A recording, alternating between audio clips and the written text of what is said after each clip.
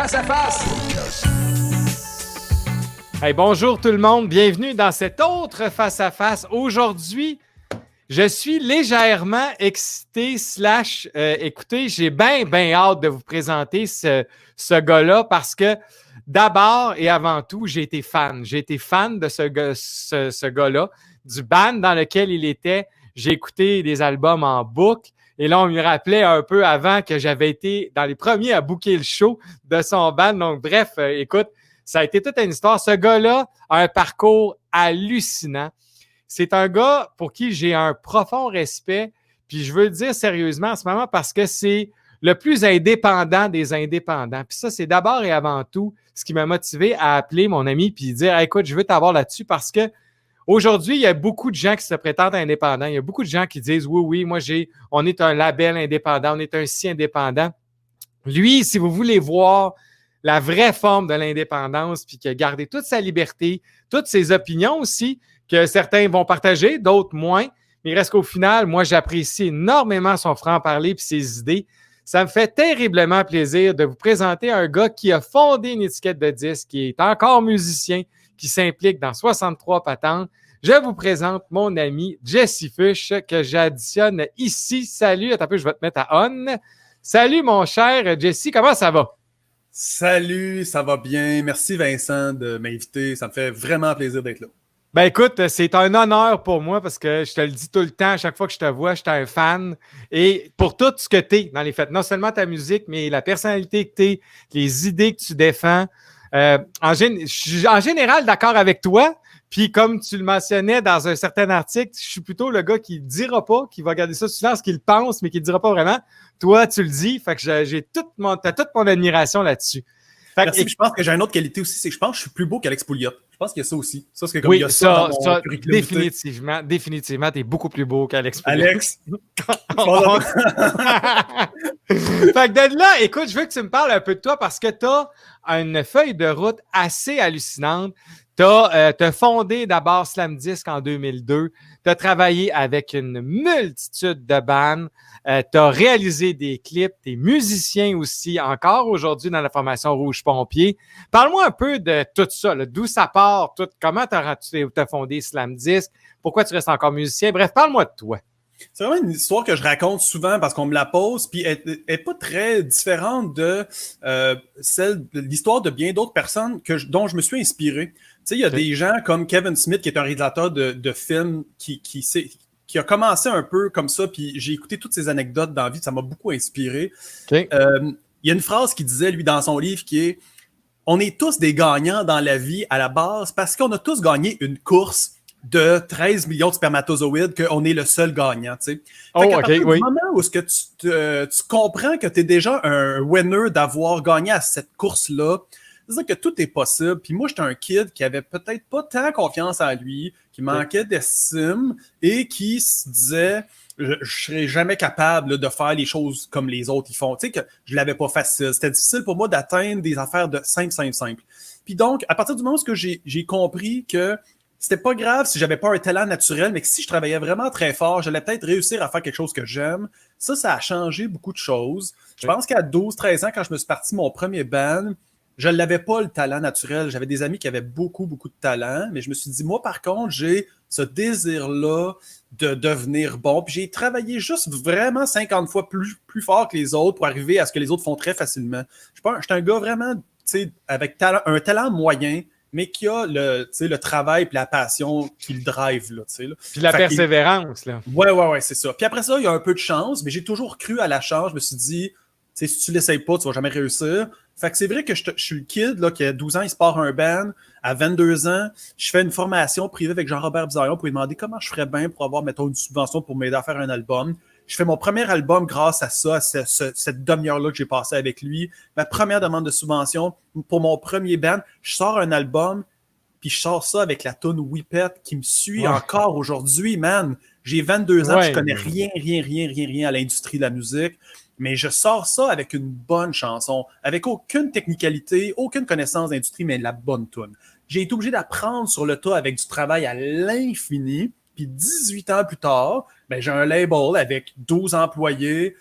J'ai des centaines d'albums comme producteur. Puis j'ai composé, moi, en tant qu'artiste, 8 albums complets. Puis l'ensemble de tout ce travail-là, le résumé, c'est qu'à chaque fois, j'ai pas accepté mon sort. C'est juste été ça. Ça a été le bout ce que j'ai décidé de me prendre dans une position où j'étais comme je suis pas bon à ça ou ça, c'est de me prendre, de m'élever puis de me placer à quelque part d'autre puis de pas juste rester dans ma situation que je trouvais des fois pas vraiment le fun puis juste de me botter le cul un peu. C'est ça, c'est du travail. C'est surtout ça. L'histoire, là, c'est un coup de luck à 22 ans puis après ça, beaucoup de travail.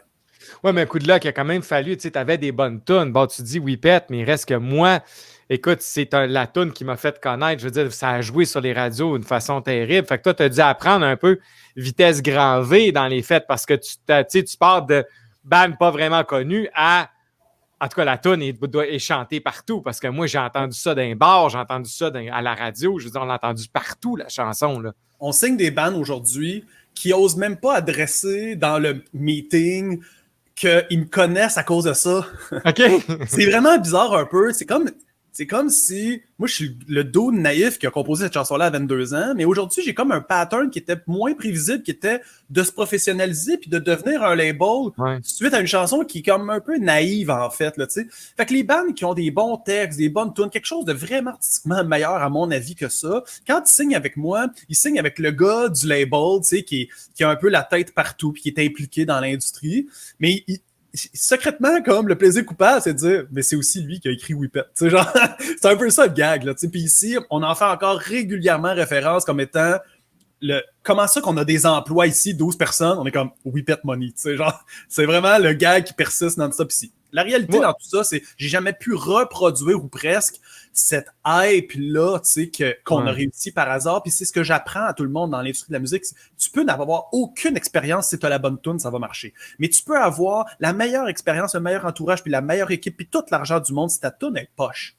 Ça se passera pas, effectivement. Puis ça rejoint les fans, comme tu dis. Moi, j'étais fan fini d'Extérieur. Je veux dire, tu sais, ça devenait quasiment pas une religion, mais je veux dire, on avait hâte d'entendre la nouvelle tune. Puis il y a eu plusieurs extraits, d'ailleurs, sur cet album-là qui ont joué sur les radios. Je veux dire, mais toi, tu as fondé Slam Disc pour Extérieur ou c'était juste littéralement? Moi, j'aimerais ça faire une demande de subvention, puis on m'a dit, si tu veux la faire, il faudrait que tu aies une entreprise puis que tu sois producteur officiellement d'un album pour faire la demande de subvention. Puis je le professionnalise encore ça à tous mes artistes aujourd'hui. Je leur explique c'est quoi la différence entre un kid qui dépose une subvention pas trop organisée puis quelqu'un qui a pris le temps d'avoir juste comme une mini-structure de rien. Un petit rapport d'impôt bien simple, une personne toute seule. Pas trop de détails, dépenses, mais juste pour dire un début, un commencement de quelque chose. Puis éventuellement, ça l'a donné que Musique Action, le jury a dit peut-être que la demande de subvention est tout croche. T'sais. Évidemment que mes budgets n'avaient pas de bon sens, puis mon explication, puis je répondais aux questions du mieux que je pouvais, mais je comprenais rien. Par contre, les jurys ont dit les tunes sont vraiment bonnes, il faudrait faire de quoi. Puis Musique Action, ils m'ont appelé, puis ils ont dit écoute, ton projet, il est comme un peu mal chié, mais les tunes, le jury a vraiment aimé ça, on va t'aider. Puis c'est con, mais encore, il y a certaines personnes qui travaillent chez Musique Action aujourd'hui qui étaient là à l'époque, qui m'ont donné cette chance-là, puis qui m'ont un peu pris par la main, puis qui m'ont dit regarde, on va te laisser une chance, mais il faudrait peut-être que tu fasses ça ou ça ou ça. La Sodec a fait la même chose avec moi à l'époque. Ils m'ont forcé à me professionnaliser. Ils m'ont pas laissé le Jess Fush qui faisait un peu DIY tout de suite, genre je compose une tune, je la sors, puis c'est ça. T'sais. Ouais, mais puis écoute, tu vois, puis ce que je trouve beau dans ce que tu dis là, c'est qu'au moins ça peut donner confiance aux artistes en disant il y a quand même des gens qui vont te donner un coup de main. Si moindrement, comme tu dis, tu as quelque chose de bon entre les mains, il y a du monde qui vont te prendre par la main. Comme moi aussi, j'ai des exemples de la personne qui, regarde, je vais te donner un coup de main, tu as une bonne idée, là, ah ouais, on t'amène avec nous autres, puis on va te montrer un peu comment ça fonctionne, surtout quand tu commences. Mais c'est tout à l'honneur de Slam 10 parce que c'est pas tous les labels qui font ça pour leurs artistes, de dire, regarde, je vais t'expliquer le pourquoi du comment. Surtout que nous, on refuse de signer un contrat avec un de nos artistes tant qu'il n'a pas non seulement vraiment bien compris le contrat au point, ce qui peut le vulgariser à quelqu'un d'autre, mais en lui disant, tu devrais aller magasiner un autre label avant de signer ça. Parce qu'on lui dit, c'est bon que tu sois professionnel, tu fais des choix conscients, matures. Mais si tu fais un choix rapide juste pour la validation d'être avec un label, tu risques de faire des mauvais choix tout au long de ta carrière. On veut commencer du bon pied avec toi, tu sais. Fait que ça, pour vrai, c'est un truc que je fais souvent avec les artistes, c'est je teste voir s'ils sont capables de vraiment bien vulgariser leur contrat, puis quand je vois qu'ils sont pas capables, je leur dis, signe pas ça. Tu sais, genre, OK. c'est ça la différence entre un label qui a à cœur le long terme avec ses artistes versus un label qui est comme, oh boy, lui, il est naïf, ça va être facile, tu sais. Mais j'aimerais ça rajouter quelque chose, tu sais. C'est niaiseux, mais le coup de chance, il est là parce que tu t'écris une bonne tune, puis là, tu sais, tu fais des efforts pour te professionnaliser. Mais ma chanson, là, à un moment donné, elle arrive dans les radios à Québec. Je ne sais pas comment, j'en fais pas de tracking, je sais pas comment ça marche, tu sais. Mais la chanson, elle arrive dans le coin de Québec, puis en région, puis là, soudainement, toi, t'entends ça, tu sais. Mais je sais pas t'es qui. J'ai aucune idée. Moi, je suis à Montréal, je suis dans mon appart. J'ai aucune idée comment faire du tracking. Écoute, si tu savais, mes albums, le code barre en arrière de Vous êtes ici, là, c'était le numéro de téléphone d'un dude. C'était même pas un vrai code barre, ça scannait pas de magasin. C'est une anecdote que j'ai contée tellement souvent, ça, que c'était tellement niaiseux. On vendait des disques, même si les magasins n'étaient pas capables de les scanner puis d'avoir des rapports. Ils faisaient tout à la main parce que le monde arrivait au magasin puis disait « J'aimerais ça avoir l'album de ce band-là. » Puis là, il fallait qu'ils le trouvent dans les boîtes à quelque part parce que ça scannait nulle part. Toi, t'entends la toune, t'appelles, bonjour, j'aimerais parler à quelqu'un qui book extérieur pour un festival. Moi, je te connais pas. C'est pas parce que j'avais des contacts avec toi que j'ai booké ce festival-là. J'avais écrit une toune, puis toi, t'as fini par trouver accès à ça parce que le public le demandait. Je dis ça à tous les artistes. Moi, même si je te signe un contrat, même si je suis bon, même si tout le monde ici est willing, même si on a de l'argent, des subventions, puis tout, ça change rien si tes tunes font pas que les gens ils viennent vers toi. Tu sais. Il faut ça. Totalement. Puis, tu sais, ça, c'est. Tu sais, on a souvent négligé un peu cet impact-là où l'artiste, effectivement, ne comprend pas nécessairement cette affaire-là, que c'est pas parce que tu signes avec Slam ou BAM ou peu importe, puis que là, soudainement, ben parce que moi, ça fait 20 ans que je fais du booking, puis je connais pas mal tout le monde, que c'est sûr je vais avoir des shows, tu sais. Puis c'est drôle parce que j'avais une discussion dernièrement avec un groupe, puis je dis, tu sais, mettez, ils sont où vos attentes, là? Ouais. Parce que c'est pas parce que c'est moi que tantôt, il y a tellement de facteurs qui peuvent influencer, dont aujourd'hui, le travail de l'artiste qui est, en tout cas, selon moi, puis tu pourras, j'aimerais bien ça t'entendre là-dessus, mais que l'artiste doit s'impliquer beaucoup plus que dans certains moments quand toi et moi, on a commencé en début des années 2000 où tu pouvais avoir l'effet de l'agent ou l'effet de la maison de disques. Aujourd'hui, c'est l'artiste qui est en grande partie responsable de son succès.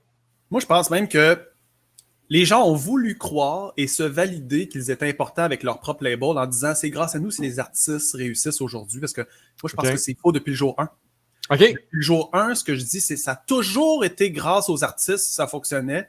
C'est les artistes qui n'ont jamais fait d'argent avec ça parce que les gens ont profité de l'opportunité de dire je sais comment faire une demande de subvention, avoir une entreprise structurée, je sais comment appeler telle ou telle personne, puis je peux essayer de rassurer le groupe que je peux faire ça pour lui.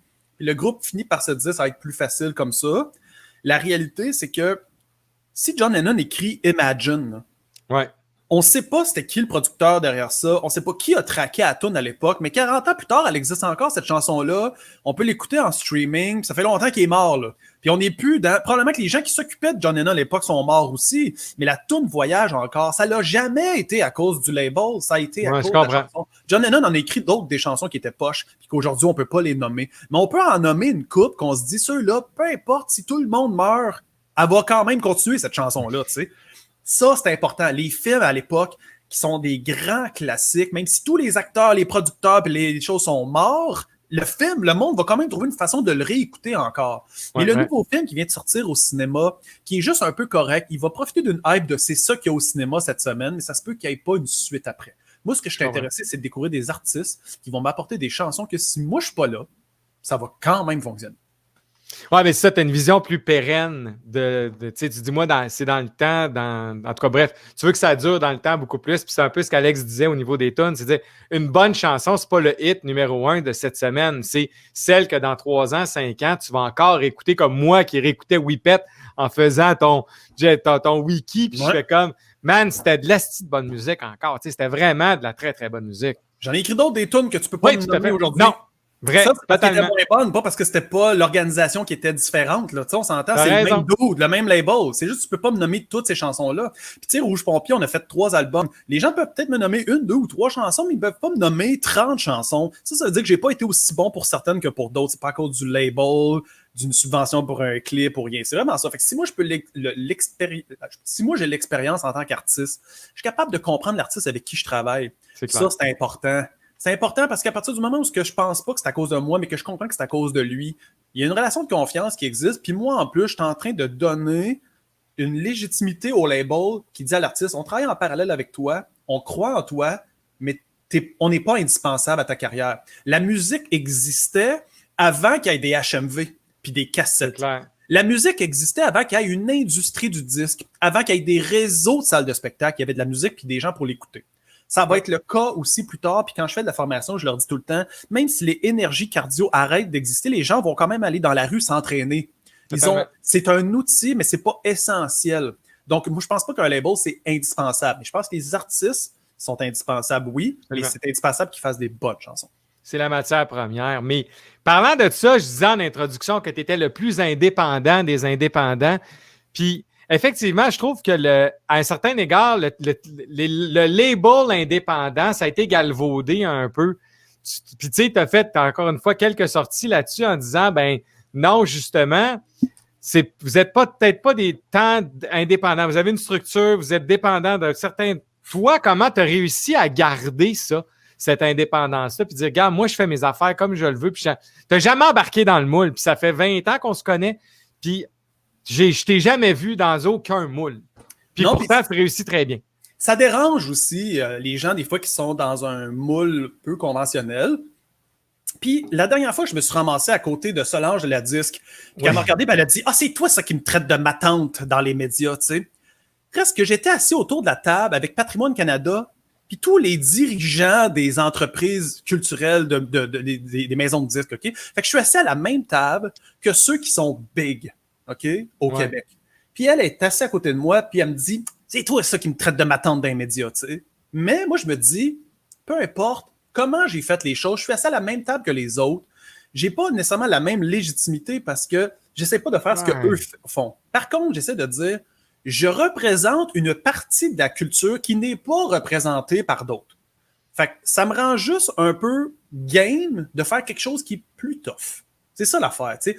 Avant, le rap, là, c'était le bout difficile. Puis aujourd'hui, c'est le bout plus facile. C'est la musique qui marche le plus dans le monde. Fait que si tu as un label de rap aujourd'hui, dans le fond, ça, c'est le bout facile de notre industrie maintenant. Sans vouloir réduire le travail qu'ils font. C'est juste que le rap, avant, c'était tough. Maintenant, ça marche beaucoup. Okay? Il y a des modes un peu comme ça. Tu sors un album de rap aujourd'hui, ça va marcher. Les kids vont capoter là-dessus. Tu sors un album de jazz, quand même tough. C'est tough. T'sais. Moi, j'étais assis autour de la table puis j'étais celui-là qui disait le 35 millions du gouvernement du Canada fédéral, là, j'aimerais ça en donner au métal puis au punk rock.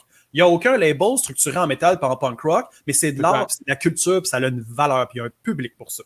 Moi, j'étais celui-là qui disait à ces gens-là, vous avez beau penser que vous avez un réseau, un élite qui existe, vous oubliez que le punk rock puis le métal, ça existe depuis très, très longtemps, qu'il y a des fans, puis que ça survit sans vous.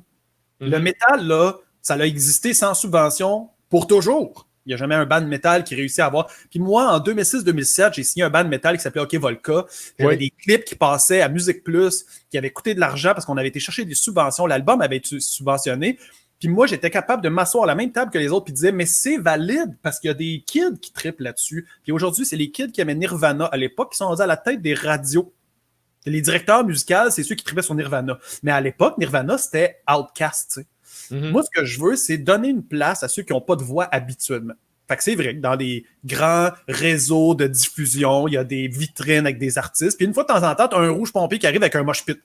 Ça surprend tout le monde. C'est sûr que la salle de spectacle de 80 personnes assises ne va pas booker rouge pompier avec un mosh pit. Mais je suis là pour donner une voix à cette musique-là. C'est ça qui m'intéresse. Le reste, tu sais, c'est correct si tu fais de la pop dans la vie. Je trouve que c'est une bonne affaire. C'est nécessaire. C'est juste que c'était pas ça que je voulais faire. Mais puis tu vois, moi, je te comprends parce que dans les faits, moi, quand j'ai commencé d'avoir une maison de booking à Québec, il fallait être un peu capoté. J'ai été contre vents et marées parce que je me disais, c'est pas vrai qu'on peut pas faire ça de Québec. Je l'ai fait et moi, donne peut-être plus dans la pop et le country qui sont comme toi, deux catégories qui semblent être complètement évincées des rideaux rosettes de ce monde. Puis moi-même, je me suis choqué à l'époque avec Solange du Rosec en disant pourquoi vous faites venir des shows de pop si vous êtes pour pas les booker? Je dis, moi, ça coûte une fortune. J'avais fait une vitrine extraordinaire avec Noir Silence, qui est un band de pop rock. On a eu 0 date. Puis là, j'ai fait comme, voyons donc. Puis, où ils ne donnent juste pas de vitrine. Fait que je comprends très bien ce que tu dis là. Puis c'est vrai qu'effectivement, il y a un marché pour vous autres. Puis je me souviens très bien que, tu sais, toi, tu avais développé tout un réseau de bars, de trucs. Puis à l'époque, les diffuseurs étaient beaucoup moins réceptifs quand tu allais dans ces affaires underground-là. Tu leur expliquais très bien, de dire, ben non, moi, j'ai un mosh pit, puis le monde, il trippe. Fait que mes kids, ils vont là, puis on va le faire là. Tu faisais des shows dans les écoles, puis je veux dire, ça marchait. Ouais. Puis, on s'entend, c'est pas tous les groupes de punk rock qui réussissent à amener du monde dans une salle prête à payer pour un billet de spectacle. Fait que, c'est clair. C'est con, mais je veux pas avoir de l'air du gars qui généralise que tout le punk rock peut avoir le même succès. Les vulgaires machins ont été au top, mais ça veut pas dire que tu fais de la musique comme les vulgaires machins que tu vas avoir la même portée. Fait que donc, je veux pas commencer à dire à tout le monde tout le métal et le punk rock peut fonctionner aussi bien que le reste. C'est pas ça. C'est ce que je veux dire, c'est s'il vient le temps, de façon neutre, de donner de l'argent à la culture, il devrait en avoir une portion qui va au punk rock. C'est ça mon avis, tu sais. Totalement. Après ça, peut-être que tu n'es pas d'accord, mais moi, mon travail, c'était de faire un peu le lobby de ça, tu sais. Puis après ça, ben, ça justifiait aussi, dans un sens, l'existence de mon label, les employés qui disaient, tu sais, travailler, faire du tracking pour du punk rock, c'est pas facile. J'étais comme, écoutez, il va y avoir des radios qui vont vouloir en faire jouer éventuellement. Aujourd'hui même, Énergie a rentré une toune d'un band qu'on a signé chez nous qui s'appelle Super Punk. Okay? Le band s'appelle Super Punk. La toune dure 1 minute.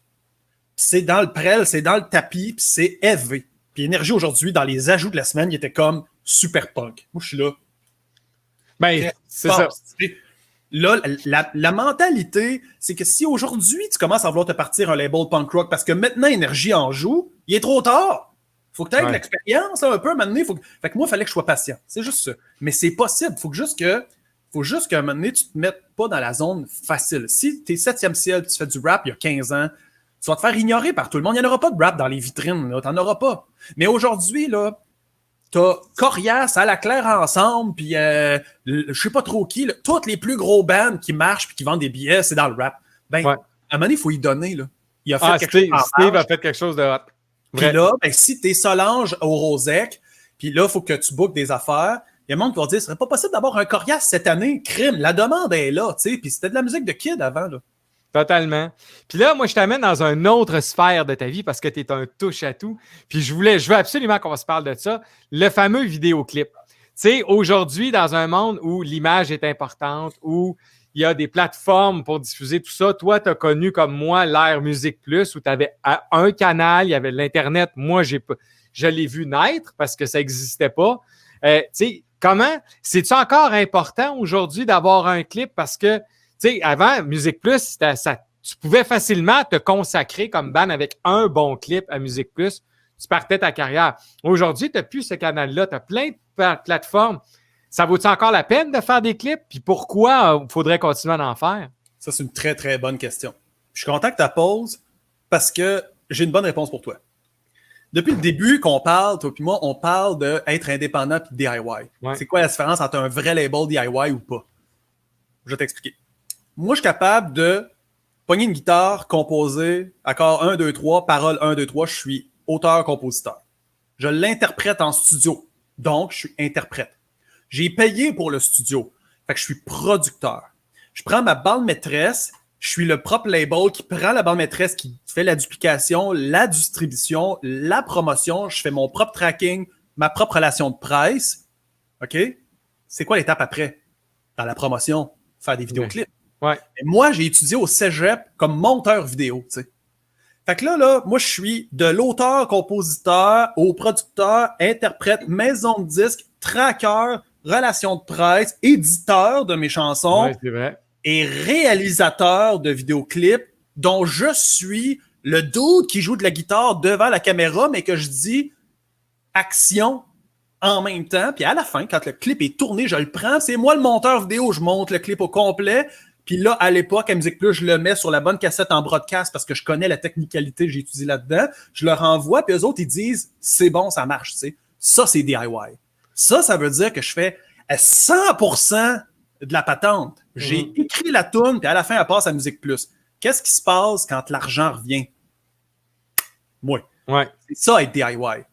La différence avec tous les autres labels, c'est qu'ils vont se dire label indépendant. La réalité, c'est qu'il y a rarement une personne au label qui peut tout faire. Moi, les employés qu'on a, on peut les former dans chaque étape qu'on peut faire. On peut leur dire, quand tu es sur un tournage, cette lampe-là, elle s'appelle comme ça, elle se branche de même. C'est comme ça que tu la diriges pour que la personne soit bien éclairée. Cette caméra-là, techniquement, elle fonctionne comme ça. Mais je peux aussi, en studio, dire, je vais faire tel accord, je vais faire telle mélodie vocale, je comprends les notes. Tu comprends-tu l'espèce de range qui est large? Bon, le vidéoclip, c'est venu comme ça. C'est venu dans le désir d'utiliser 100% de mes capacités pour faire quelque chose. J'en ai fait 160 dans ma carrière, des vidéoclips. Quand même. Le 160e, il est plus facile à faire que le 30e, là, on s'entend là.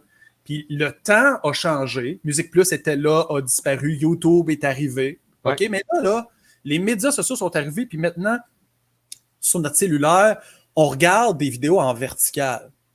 C'est clair. Si tu as la technicalité que moi j'ai eue à l'époque, puis que tu acceptes le changement, tu acceptes que c'est possible, que ton vidéoclip, tu le prends parce qu'il est en horizontal, tu le recadres en vertical, puis tu fais un deuxième montage pour ton vidéoclip pour qu'il soit regardable à la verticale. Ça, c'est comprendre l'évolution de la technique, c'est comprendre le kid de 14 ans aujourd'hui, pas juste vouloir rester pris dans le temps de Musique Plus. Ça a évolué. Fait que moi, les caméras, quand ils ont commencé à tourner en 4K, j'étais le premier à avoir des caméras 4K puis à diffuser des clips sur YouTube en 4K la journée que c'était disponible. Je voulais être pertinent aujourd'hui, puis demain, puis le jour que je serai pas là, mon objectif, c'est que les gens autour de moi soient capables de faire fonctionner tout ça, même si je suis pas là, parce que je ne pense pas être, moi, indispensable à la musique. Je me mets au service de la musique. Mais le clip est encore important. Donc, toi, tu dis pour un band, tu sors une toune, fais un clip. Mm-hmm.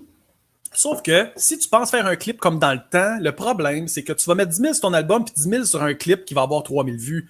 Laisse faire ça. Je comprends. Okay. Fais quand même 10 000 pour ton album. Fais subventionner 50% de ça, Musique Action, 30% Sodec, 13% de crédit d'impôt. Il te reste 700$ pour faire ton album, OK? Là, tu n'as pas besoin de vendre des disques, là, puis tu n'as pas besoin. Tu fais une coupe de show, tu vas rembourser ton 700$, OK? Là, après ça, quand tu fais ta commercialisation, tu peux faire des demandes de subvention pour avoir des clips, mais si tu n'en as pas, j'ai déjà donné cet exemple-là dans une formation. Vois-tu, ça, c'est un marteau. Ouais. C'est weird là, que je sors un marteau de même. Mais les gens qui t'écoutent présentement et qui nous écoutent sont comme un marteau à 10, tu sais, comme de même, là, tu sais, devant lui. Mais ça, ce marteau-là, il est comme en dehors d'un contexte qui est un podcast, OK? C'est clair. Là, seulement, les gens, ils trouvent ça weird. Mais si c'est un marteau qui est, tu sais, chez Home Depot, c'est pas weird, OK? Mais là, c'est weird. Là, il y a une nouvelle bande maîtresse. C'est l'image de toi qui nous filme, nous deux. La bande audio, c'est nous deux qui parlent. OK? Fait audio, vidéo, nouvelle bande maîtresse. Ce que le monde sont en train de regarder présentement, Vincent, c'est un vidéoclip. C'est juste qu'à place que ça soit de la musique, c'est toi puis moi qui parle. Mais c'est quand même de l'audio mixé avec de l'image. Mais si j'enlève le marteau, c'est quand même un vidéoclip, mais il est juste plus plate. Là, je mets un marteau dans l'image, puis le monde sont comme « Ah, si, là, c'est bon! » OK? C'est ça, un vidéoclip, OK? C'est pas obligé d'être, comme à l'époque, le band qui joue avec un couple qui se chicane dans la salle de bain, le band qui joue. Ça, là, c'est dole, OK? Le vidéoclip a changé, puis là, si on fait la même affaire, mais qu'on le met en vertical sur un cellulaire, sur une story Instagram, ça peut compter comme un vidéoclip. C'est un vidéogramme, puis les gens qui sont puristes, qui sont des réalisateurs puristes de vidéoclips, ils vont être fâchés que je dise ça parce que ça ne valide pas leur travail qui est de faire un clip dans le standard de. Moi, je pense qu'il faut arrêter de dire que l'art a un standard puis des règles. Je pense qu'il faut accepter le changement. Puis en tant que réalisateur de vidéoclips, je suis devenu un réalisateur de vidéoclips / peu importe ce qui sera dans le futur, la façon d'avoir de la musique avec de la vidéo. Tant que l'artiste, à la fin, est servi par ça. Tant que l'artiste, à la fin, dise « il y a plus de gens qui connaissent mes chansons grâce à ça ». Fait que si toi puis moi, on se parle présentement, mais que le band « fuck tout » joue plus à cause qu'on en a parlé, on a promu l'artiste. Okay? Totalement. Si on mettait un extrait de « fuck tout » présentement avec de l'image, on aurait promu l'artiste. Puis à ce moment-là, l'artiste est servi.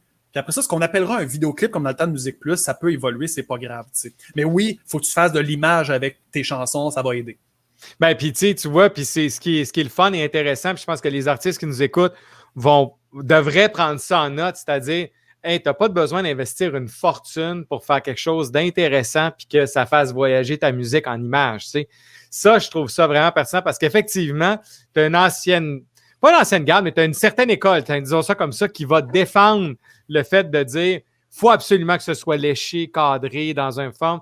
Quand au final, comme tu dis, moi, tu sais, autant ce qu'on fait là que c'est quand même pas techniquement hyper avancés, puis pourtant, on réussit à avoir une qualité qui est là. C'est juste un bon micro, une caméra HD, puis merci, bonsoir. Là. Puis moi, on pourrait être plate, là. Ah, t'as vraiment. Fait que le vidéoclip, c'est la même affaire. Techniquement, ça peut être une caméra RED qui fait du 8K avec des bons éclairages, un bon réalisateur, un bon directeur photo. Mais si la toune est plate et le concept est dull, c'est un vidéoclip, bravo, mais c'est plate en tabarnak. Fait que moi, ce que je te dis, c'est, moi, ça me dérange pas de prendre mon cellulaire, filmer une banane pendant 3 minutes, puis mettre ta toune avec, puis dire ça, c'est un clip. Ça, si moi, j'ai décidé que ça, c'est un clip, ça va être ça. Puis si le clip, il fait 100 000 vues sur Internet, qui tu es pour me dire que ça, c'est pas un clip? C'est probablement le meilleur des clips, OK? J'en ai vu plein, là, des bands qui arrivent avec des gros clips compliqués qui coûtent cher, puis ça n'a pas d'effet, OK? Mais j'ai vu des clips super simples qui ont réussi des affaires incroyables. Moi, je pense qu'il faut arrêter de voir l'art comme quelque chose qui est réglementé. Il faut accepter que l'art, ça peut être à peu près n'importe quoi, autant en vidéo qu'en audio. Puis après ça, on peut le commercialiser, puis ça peut avoir un certain intérêt sur une niche de personnes. Puis après ça, laissons ça aller, tu sais. Donc, de ne pas se mettre de limites finalement, puis de dire, regarde, laisse aller ton affaire, puis vas-y comme tu penses que c'est le mieux. Tu sais. Tu as tout à fait raison. Puis en terminant, parce que je sais que ton temps est précieux et que tu es un gars fort occupé, mais toi, comment tu vois l'avenir de la musique? Parce que là, comme les gens ont pu voir, tu es impliqué vraiment dans toutes les sphères. Comment tu vois l'avenir? Parce que là, bon, évidemment, il y a la pandémie, tout ça, mais les ventes de disques tombent, il y a un paquet de trucs qui changent et qui évoluent. Comment tu te projettes dans l'avenir? Check bien ça. Moi, j'ai une pandémie. Au moment où... Regarde, moi, il y a 18 ans, je suis parti à un label, c'est niaiseux, ça s'appelle Slam Disc. On fait pas de slam et on vend pas de disques. J'ai parti ça en 2002, c'est une idée de merde, là. J'ai parti ça en 2002 quand les albums ont commencé à arrêter de vendre. C'est vraiment une idée de merde de partir à un label, OK? Si on est encore là aujourd'hui, c'est parce qu'on s'est diversifié dans notre façon de faire. On a essayé de commencer à se dire, OK, qu'est-ce qui est vraiment essentiel, puis qu'est-ce qui est pas une dépense qui est utile? Qu'est-ce qui peut faire qu'on peut devenir diversifié, puis que s'il y a une pandémie, on peut quand même être là. Si on faisait juste des spectacles comme toi tu fais, on serait dans une bien pire position qu'on l'est présentement. Je sais que toi, présentement, t'as pas un catalogue de chansons comme moi, avec des vieilles tunes qui jouent, puis que là, il y a des redevances qui rentrent régulièrement sur des vieilles choses qui ont joué il y a longtemps, tu sais. Fait que c'est pas la même chose pour ces gens-là comme toi, comme les entreprises qui font surtout comme justement de la production puis du booking de spectacles. L'avantage de n'importe quelle entreprise culturelle, ça va être de se diversifier. La différence entre toi et un autre, c'est que toi, maintenant, tu fais du podcast. L'autre qui ne fait pas de podcast, c'est une étape de moins que toi, tu fais de plus, puis c'est ça qui va faire la différence. Éventuellement, on va se souvenir de Vincent, mais on ne se souviendra pas de l'autre.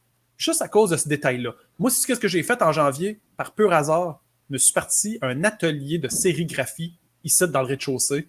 OK. Maintenant, mes bands, là, nous autres, on a produit leur album, on fait leur vinyle, OK? Là, ils passent ici pour leur spectacle. Ils viennent chercher les vinyles, ils venaient chercher, on a de la bière, on a une commandite de bière, ils viennent chercher de la bière pour le backstage. Maintenant, ils viennent chercher leur T-shirt qu'on a produit nous-mêmes ici. OK. Donc, tu fais de la merch, là. Notre atelier de boutique en sérigraphie, on le start en janvier. En mars, on tombe en pandémie. Qu'est-ce que le monde fait? Pogne la PCU, achète de la merch. C'est clair. C'est vrai. Puis ça, j'ai entendu ça. Man, je ne plus de show, mais je vends 3000$ de merch par semaine. Incroyable. Bravo. Je te jure, c'est pas des jokes, man. C'est juste, je suis le gars qui écrivait des tunes, qui faisait les vidéoclips, puis maintenant, je print ton T-shirt. C'est capoté. Fait que là, moi, quand je ship de la merch au monde, là, dans la boîte, il y a plein d'amour. Il y a l'affaire que tu as commandée, il y a des posters, des stickers, il y a un flyers qui te parle des autres artistes qu'on a ici. La personne reçoit sa boîte, puis elle tombe en amour avec tout ça. L'univers, c'est donc bien le fun. Puis là, il découvre d'autres artistes. Puis là, j'ai réussi, personne par personne, à créer un nouveau lien. Puis je vais finir avec ça, man, tu vas comprendre. Dans la vie, tu n'as pas besoin d'1 million de fans. Tu as besoin de 1000 vrais fans. C'est vrai. Si tu as 1000 vrais fans, tu n'as pas besoin de moi, tu n'as pas besoin de toi, tu es correct. Moi, mon objectif, c'est chacun de mes artistes, je vais aller chercher un fan de plus jusqu'à temps qu'il y en ait 1000. Puis je le sais qu'après ça, ça va rouler tout seul. OK? Fait que moi, là, présentement, mettons avec Rouge Pompier, là, on a fait 3 albums. Puis le début, on a sorti un album au mois de mars, la semaine qu'on est tombé en confinement. OK? On fait un album aux 4 ans, comme les élections, à date fixe. Notre date fixe est arrivée la semaine qu'on est tombé en confinement. Ça faisait 4 ans, on a été en Norvège, ça, cet album-là. OK? Ici, l'album sort confinement. Tous nos lancements, toutes nos affaires, comme tous les autres artistes, OK? C'est ce qu'on a fait, moi puis Alex, mon drummer, parce qu'on est un duo, on est deux. On s'est parti un Patreon, on a dit au monde, dans la prochaine année, on va écrire des tunes, On les met là-dessus. Vous allez nous dire de 1 à 10 si vous aimez ça. Puis tout, on en fait au moins 3, 4 par semaine. On va faire trentaine de tunes dans l'année, plus de l'avoir accès. On se part un Patreon. Puis à partir de maintenant, là, c'est comme vous autres puis nous autres, on se fait un team pour la prochaine année pour passer à travers de tout ça. Chaque personne qui s'ajoute à notre Patreon, c'est comme une personne de plus sur 1000 pour moi, tu sais. C'est clair. Ça, là, juste Rouge Pompier, là, ça, c'est 12 000 $ par année de revenus pour un artiste qui fera pas de show, là. Juste pour que moi et Alex, on puisse aller en studio, écrire des tunes puis passer à travers ça. Il faut que tu aies pas 1 million de fans. Il faut que tu aies juste assez de fans pour être capable de se partir ce petit truc-là. Ça sert à rien de viser 1 million. Tu veux juste des vrais bons fans. T'en veux 100, 200, 300, jusqu'à 1000. Puis moi, je veux ça. J'avais lu ça, cette espèce de truc-là, de dire cette espèce de chiffre-là de 1000, qui dit à partir du moment où tu en as 1000, si ces gens-là consomment 100 $ de toi, soit un T-shirt, un album, un billet de show, machin, ben c'est 100 000 de revenus. Fait qu'au final, à 2000, ben fais le calcul, tu es à 200 000. Fait que rendu là, tu peux avoir des business cases, comme tu dis, assez rapidement sans avoir 1 million de fans. Absolument. Un label comme nous, c'est pas la force d'avoir 1, 2 frères puis un Marc Dupré. La force d'un label comme nous, c'est d'avoir plein de bandes qui ont 1000 fans. Puis là, le punk rock a sa raison d'être pour ces gens-là. On n'essaie pas de gaver le monde avec cette musique-là. On l'offre pour les gens qui aiment cette musique-là. On n'est pas là en train de dire « il n'y a que ça qui est bon ». On trouve que tout est valide, mais on pense que nous aussi, ce qu'on a là, c'est valide. Tu sais. Mais ça, Jesse, tu vas me permettre d'étirer, mais il reste qu'au final, ça, tu as vraiment raison. Puis tu sais, toi comme moi, je pense qu'on est deux exemples de gars qui, dans un milieu que je qualifie d'ultra-conservateur, qui est le milieu de la musique, parce que c'est probablement le milieu le plus conservateur qu'il n'y a pas, tu es probablement le seul gars avec moi qui va écouter l'album de jazz, puis qui va aller écouter du classique. Oui, toi, tu défends le punk. Moi, je l'ai écouté, l'album de Kevolka. J'en ai écouté tes trucs parce que ça m'intéresse la musique. Mm-hmm. Et je peux te jurer qu'il y a des labels qui se disent trendy ici, qui n'ont jamais écouté Richard Abel à l'époque que je représentais, puis du Rouge Pompier. Ça, je suis convaincu de ça. Exactement. Mais moi, je m'intéresse à ce que tous les autres labels font. Ben moi, je trouve aussi. Parce que je me mets dans la position de ces fans-là, de ces gens-là qui veulent l'entendre. Mais mon objectif, c'est pas de tout commercialiser, toute la musique. Commercialiser de la musique, ça veut dire faire de l'argent sur le dos des artistes qui font de la matière première. Moi, j'ai pas eu le goût de commercialiser tout. Mais je suis amateur de musique, par exemple. J'aime écrire des chansons.